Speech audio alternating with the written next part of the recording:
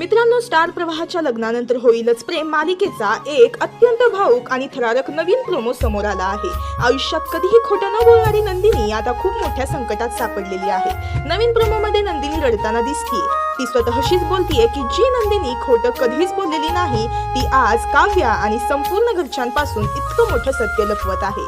खरं सांगणं सोपं असलं तरी परिस्थितीमुळे हे सत्य लपवणं खूप गरजेचं बनलेलं आहे।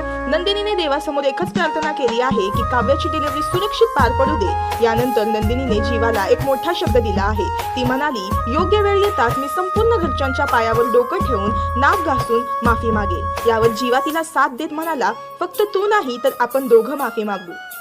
तर मित्रांनो, काव्याच्या डिलिव्हरी नंतर जीवा आणि नंदिनीचं हे गुपित कसं उघड होईल? घरचे त्यांना माफ करतील का? तुम्हाला काय वाटतं? कमेंट करून नक्की सांगा आणि 6 जुलैच्या या महा एपिसोडसाठी तयार राहा आणि अशाच अपडेटसाठी आपल्या चॅनलला फॉलो करायला विसरू नका। थँक्यू।